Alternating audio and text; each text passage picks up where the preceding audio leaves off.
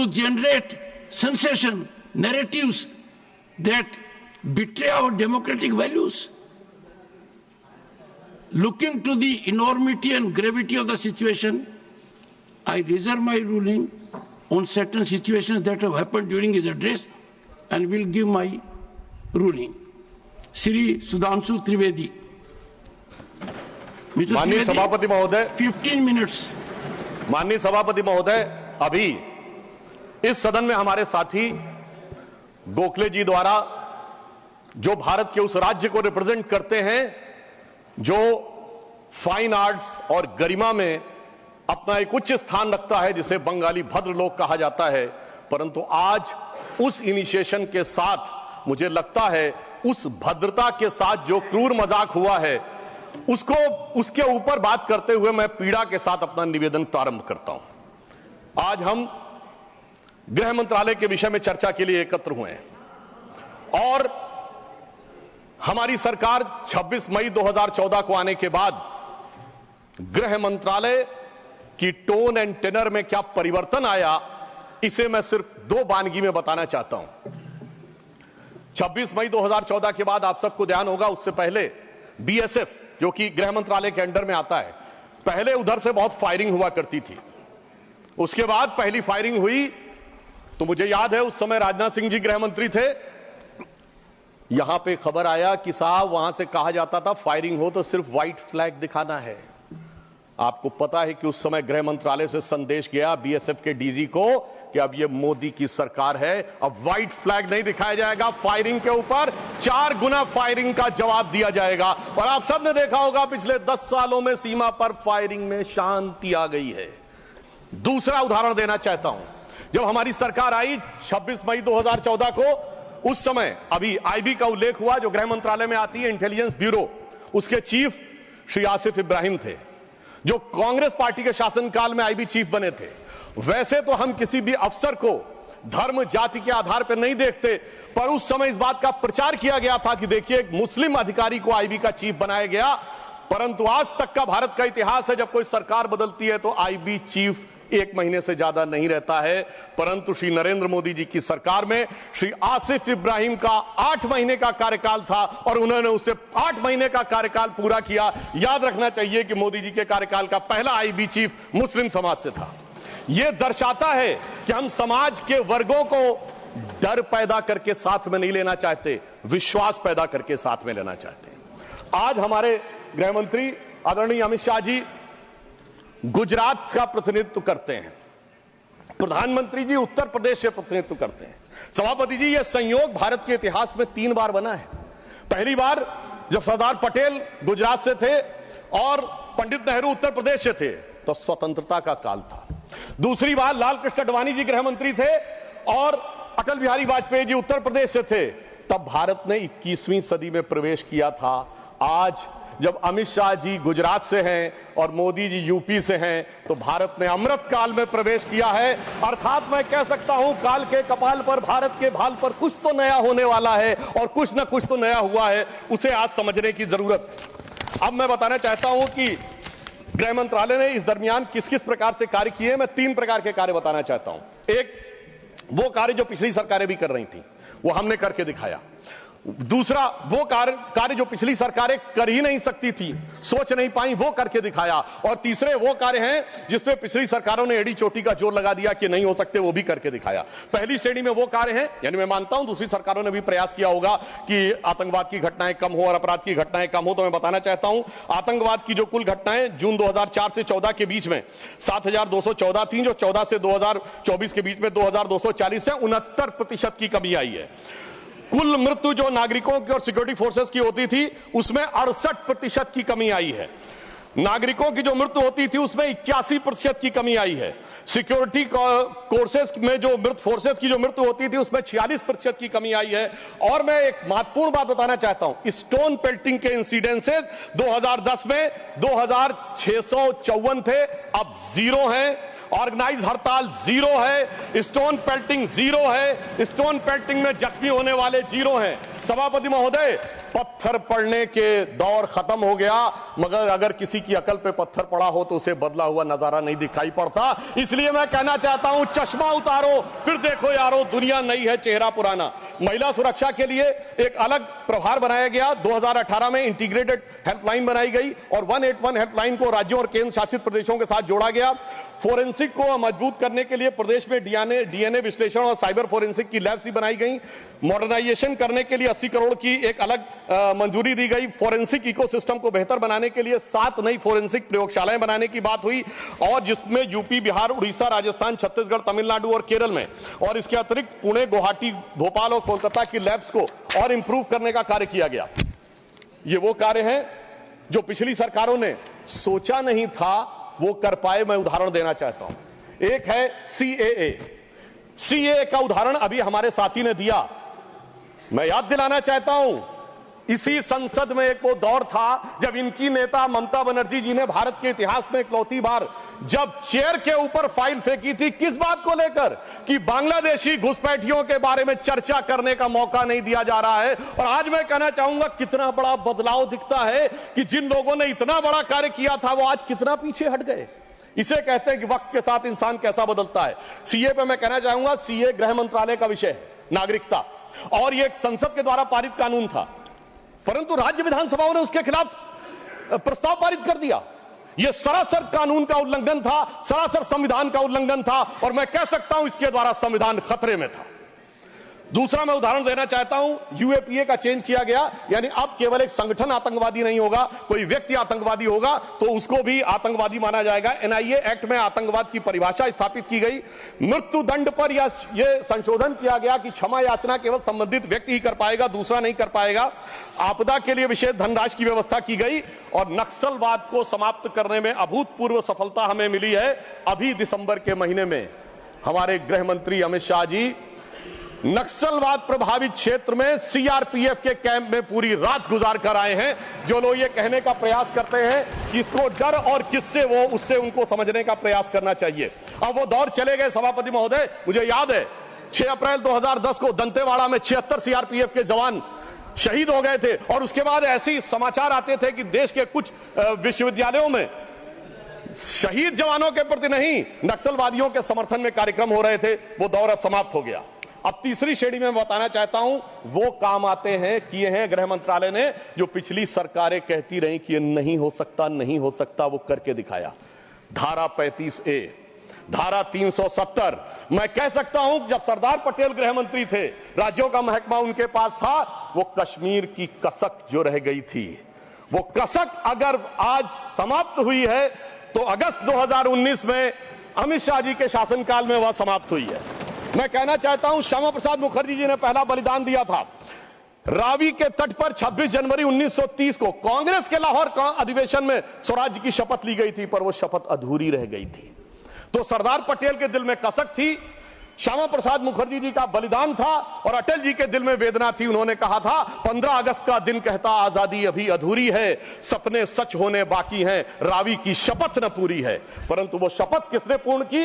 प्रधानमंत्री श्री नरेंद्र मोदी जी के नेतृत्व में हमारे वर्तमान गृह मंत्री श्री अमित शाह जी ने उसको पूरा किया। और इसी के साथ मैं एक पंक्ति में कहना चाहूंगा, इतना बड़ा परिवर्तन भारत के इतिहास में आया कि अपनी सरकार की तरफ से और प्रधानमंत्री जी की तरफ से कि दर्द की रात गई, गम के जमाने भी गए, और मोदी जी के हिम्मत से कई दाग पुराने भी गए। इसके अलावा जो कश्मीर में बड़ा परिवर्तन आया, मैं एक उदाहरण बताना चाहता हूं। अभी हमारे साथी ने डर का उल्लेख किया, तो मैं बताना चाहता हूं 10 सितंबर 2024 को भारत के पूर्व गृह मंत्री सुशील कुमार शिंदे जी का बयान था कि मैं गृह मंत्री के रूप में जाता था तो डल लेक में मैं गृह मंत्री के रूप में होता था, और डर के मारे उनकी क्या हालत होती थी, वह शब्द संसदीय नहीं है। तो मैं अपनी स्वरचित पंक्ति में कहना चाहूंगा, हमारे साथी सब समझ जाएंगे कि लहूलुहान थी घाटी और झेलम डरी हुई थी, खामोशियां रातों की दिन में भरी हुई थी, और दहशत का था वो आलम कि डल लेक घूमने में गृह मंत्री के पग के नीचे धरती फटी हुई थी। और आप समझिए आज हमारी स्थिति यह है कि हमारे गृह मंत्री वो हैं जिनको देखकर आतंकवादियों की छाती फटने लगती है और आतंकवाद के समर्थन करने वालों के छाती में दर्द होने लगता है। सभापति जी, मैं कहना चाहता हूं, उनकी सरकार और हमारी सरकार में यह अंतर था जो भारत की परंपरा में है। उन्होंने बहुत दिन नाग पंचमी की, नागों को दूध पिलाया। हमने जन्मेजय का नाग यज्ञ करके दिखाया जिसमें सारे नाग आकर समाहित हो गए। तो मैं एक पंक्ति में कहना चाहूंगा, कश्मीर घाटी को लहूलुहान करने वालों सुनो, एक भी शहीद हुआ जवान नहीं भूले हैं और दूध भी पिलाते हैं परंपरा हमारी मित्र, किंतु नाग यज्ञ का विधान नहीं भूले। और मैं ये कहना चाहता हूं, दूसरा उदाहरण, एक सिर्फ दूसरा उदाहरण, हमारे कांग्रेस के युवा नेता जिन्होंने तथाकथित भारत यात्रा निकाली, उसी कश्मीर कहते हैं कि हालात नहीं बदले। इस पूरे देश ने वो दृश्य देखा जब भैया और बहन दोनों सुरक्षित वातावरण में मधुर मनोभावों के साथ बर्फ के गोले के साथ खेलते नजर आ रहे थे। और ये वही कश्मीर था जहां उनके गृह मंत्री के पैर के नीचे धरती फटी जा रही थी। इतना बड़ा बदलाव भी दिखाई नहीं पड़ता। मैं पूछना चाहता हूं मेरे भाई कि अगर आप ये कहना चाहते हैं वही कश्मीर था जहां ऐसा इसके झंडे दिखाई पड़ते थे, जहां पाकिस्तान जिंदाबाद के नारे दिखाई पड़ते थे, वहां पर अगर आरजी और पीजी दोनों एक साथ सुरक्षित थे, एसजी भी खुश रही होंगी, मुझे लगता है जीजा जी को भी खुशी का एहसास होना चाहिए। मैंने किसी का नाम नहीं लिया है। और इसके लिए गृह मंत्री जी को साधुवाद देना चाहिए कि कश्मीर में इतना बड़ा बदलाव देखने को मिला है। कम से कम इतना तो करना चाहिए। और मैं अपने साथियों से कहना चाहूंगा जो उनके नेता बोलते हैं डरो मत, हकीकत का सामना करो कि कितना बदलाव आया है, इसको स्वीकार करो, डरो मत। डरने का काम देश के विरोधियों के लिए छोड़ दो हमारी सरकार ने। इसके अलावा हमारी सरकार के समय में इंडियन पैनल कोड को भारतीय न्याय संहिता के रूप में जो बदलाव किया गया वो एक महत्वपूर्ण बात है। परंतु मैं सभापति महोदय यह भी बताना चाहूंगा कि जब भी किसी चीज की तुलना हो तो तुलनात्मक होनी चाहिए। जब हमारी सरकार आई और गृह मंत्रालय का दौर आया तो उस जमाने में क्या अंतर था सिक्योरिटी में और आज क्या बड़ा अंतर है। राष्ट्रीय सुरक्षा सबसे प्रमुख दायित्व है। जैसा कि हमारे साथी ने कहा, लॉ एंड ऑर्डर तो स्टेट का सब्जेक्ट है, पर राष्ट्रीय सुरक्षा गृह मंत्रालय की बात मैं पूछना चाहता हूं। हमारी सरकार आने से पहले दिल्ली में धमाके नहीं होते थे क्या? मुंबई में नहीं होते थे? चंडीगढ़, गुवाहाटी, लखनऊ, फैजाबाद, जयपुर, नागपुर, हैदराबाद, कौन सा ऐसा शहर का जहां धमाके नहीं होते थे? चलती ट्रेन में धमाके, चलते बस में धमाके, लोकल ट्रेन में धमाके, और लिखा रहता था बस अड्डे पे धमाका, रेलवे स्टेशन पे धमाका, लिखा रहता था छूना नहीं धमाका हो जाएगा। मगर इसके बावजूद आज वो केवल दक्षिण कश्मीर के 4 जिलों तक सीमित हो गया है। इसके बावजूद इतना बदला हुआ नजारा नजर नहीं आता है। यह दर्शाता है कि कितना पूर्वाग्रह की दृष्टि है। और यह भी मैं बताना चाहता हूं, इस सरकार, पिछली सरकार के शासनकाल में जांच के अंदर किस प्रकार का कार्य हुआ, मैं 2 चीजों का उदाहरण देना चाहता हूं। समझौता एक्सप्रेस केस दुनिया के इतिहास का इकलौता केस होगा कि पहले वहां सरकार जांच कर रही थी कि पाकिस्तान ने कराया, अचानक यू टर्न ले लिया और तथाकथित हिंदू आतंकवाद पे आ गए। किस आधार के ऊपर? आरोपी के रूप में असीमा आनंद जी का जेल में इंटरव्यू। मैं पूछना चाहता हूं जेल में इंटरव्यू कैसे हुआ? बजाय इंटरव्यू लेने वाले पे कार्रवाई होने के पुलिस के सामने दिया गया बयान एडमिसिबल नहीं होता है और इंटरव्यू के आधार के ऊपर चेंज कर दिया। जबकि डेविड कोलमैन हेडली की तीसरी पत्नी फौजिया का अमेरिका में दिया इंटरव्यू है जिसमें सीधे सीधे उसने कहा कि यह पाकिस्तान का इन्वॉल्वमेंट था। दूसरा उदाहरण देना चाहता हूं, इशरत जहां केस। यह दुनिया के इतिहास में इन्वेस्टिगेटिव एजेंसी में एक अद्भुत उदाहरण होगा कि पहले भारत की आईबी और सीबीआई दोनों कह रही थी कि इशरत जहां आतंकवादी है, फिर अचानक सीबीआई ने स्टैंड चेंज कर दिया और कहा वो आतंकवादी नहीं है। मगर सभापति महोदय, आईबी चीफ कहते रहे कि वो आतंकवादी है। यानी ऐसा विचित्र उदाहरण था कि एक ही सरकार की 2 एजेंसी एक दूसरे के खिलाफ बोल रही थी। और जब हमारी सरकार आई और वो हलफनामा बदलने का आधार पूछा गया तो सभापति महोदय फाइल गायब थी। यह दर्शाता है कि सिक्योरिटी का किस प्रकार से मजाक उड़ाया गया। 26/11 का हमला हाफिज सईद ने कराया, यह इनकी सरकार मानती थी, मगर हमारे कई सम्मानित नेता उस तरफ बैठे हैं जो कहते थे आरएसएस ने कराया। सिक्योरिटी का जिस प्रकार का मजाक इनकी सरकार में उड़ाया गया है, यह दर्शाता है कि वो सिक्योरिटी किस प्रकार की थी। मुझे समझ में नहीं आ रहा था कि वो लोग जो अपने जमाने में क्या कहते थे कि इशरत जहां बेटी है, याकूब मेनन की जुडिशियल किलिंग हुई है, अफजल हालात का मारा है, जाकिर नायक शांति का मसीहा है, ओसामा जी हैं, हाफिज साहब हैं, इस हालात के बाद क्या होना था? मैं पूछना चाहता हूं, ये डर के बोल रहे थे या प्रेम से बोल रहे थे? या आपकी मोहब्बत की दुकान के सरमाएदार थे या मोहब्बत की दुकान के खरीदार थे? और मैं सिर्फ अब 2 स्टेटमेंट कोट करना चाहूंगा उस सरकार की हालत के लिए। 20 जनवरी 2013 को तत्कालीन गृह मंत्री सुशील कुमार शिंदे जी ने जयपुर में वक्तव्य दिया कि आरएसएस के कैंप्स में टेरर ट्रेनिंग की जाती है, और जब सुषमा स्वराज जी ने आके सदन में पूछा, गृह मंत्री ने अपना बयान वापस ले लिया। सोचिए, इस प्रकार का मजाक भारत की सुरक्षा के साथ कभी सुनाई नहीं पड़ता। और 14 जुलाई 2011 को कांग्रेस के एक चिर युवा नेता जो चिर क्रोधित और चिर आक्रोशित रहते हैं, उन्होंने एक वक्तव्य दिया था, but terrorism is something that is impossible to stop all the time. यानी हमेशा के लिए आतंकवाद को रोकना मुमकिन नहीं है। सभापति महोदय, जिस सरकार का चाल चलन ऐसा था, उसके हालात में रोकना मुमकिन नहीं था, पर आज मोदी जी की सरकार है तो मोदी है तो मुमकिन है, वो हमने करके दिखाया। मैं दूसरा बताना चाहता हूं उदाहरण। एक दौर था जिस जमाने में 26/11 हमले के बाद से पहले 2007 में आंतरिक सुरक्षा के लिए नीति क्या थी? हवाना में जाके यह कहा कि पाकिस्तान आतंकवाद से पीड़ित देश है। यह भारत सरकार का ऑफिशियल स्टेटमेंट था। 26/11 के हमले के केवल 9 महीने बाद जुलाई 2009 में शर्म शेख में ज्वाइंट डिक्लेरेशन में बलूचिस्तान का उल्लेख आया और यह कहा गया टेरर के अटैक से टॉक्स प्रभावित नहीं होंगी। मगर सभापति महोदय, जो हमारी सरकार आई तो हमने कहा टेरर के साथ टॉक्स नहीं होंगी। और जब से मोदी जी की सरकार आई है, हमने इस बात को बिल्कुल साफ साफ कर दिया है। और इसीलिए पिछले 11 साल ऐसे जब कोई औपचारिक द्विपक्षीय वार्ता नहीं हुई, सभापति महोदय, क्योंकि जब से हमारे गृह मंत्री जी आए हैं, हालात में जानते क्या बदलाव आया है? उस जमाने में शांति के कबूतर उड़ा करते थे, अब गुरु गोविंद सिंह जी के बाज उड़ते हैं। और जिसे हम अपने लखनऊ की भाषा में कहते हैं कि अम्मा मियां वो दिन लद गए जब उस्ताद लल्लू खा फाख्ते उड़ाया करते थे। और अब वो बदलाव ये देखने को मिला है। ये लोग तो वो हैं सभापति महोदय, जिन्हें भारत इतना कमजोर चाहिए था, किसी संसद भवन की छत के ऊपर जो शेर बने हैं उसके लिए लोग गए थे कोर्ट में कि शेर ज्यादा आक्रामक दिख रहे हैं। यानी इन्हें शेर बिल्ली जैसे चाहिए थे, बिल्ली जैसे नहीं, भीगी बिल्ली जैसे चाहिए थे। परंतु शायद ये भूल गए कि हमारे प्रधानमंत्री जी और गृह मंत्री जी गुरु गोविंद सिंह जी से भी प्रेरणा लेते हैं, शिवाजी महाराज से भी प्रेरणा लेते हैं, महाराणा प्रताप से भी प्रेरणा लेते हैं। और उनकी तरफ से हमारी नीति के लिए कहना चाहूंगा कि मन में है धैर्य और तन में प्रचंड शौर्य, बन चंद्रगुप्त मौर्य प्रलय मचाएंगे। और महाराणा और शिवा की संतति कहाते हम शीश कट जाए भले झुकने ना पाएंगे। और बार बार छेड़िए ना भारत स्वाभिमान को, अन्यथा बाद में बहुत पछताएंगे। सौगंध मां भवानी की उठेगी ललकार, जब आपके घरों पे चील कौवे मंडराएंगे। और ये आपने देखा, ये बालाकोट में भी दिखा, ये सर्जिकल स्ट्राइक में भी दिखा। तो तब हमारे विरोधी क्या कहते थे? आदमी मरे थे कि कौवे मरे थे, पेड़ गिरी थी कि बिल्डिंग गिरी थी। इस प्रकार के मजाकिया बात करने वाले लोगों को मैं बताना चाहता हूं कि भारत की व्यवस्था, अभी एक विषय का उल्लेख आया हमारे साथी ने, मैं एक बात पूछना चाहता हूं। वोटर डुप्लीकेशन की बात हमारे विरोधी उठाते हैं।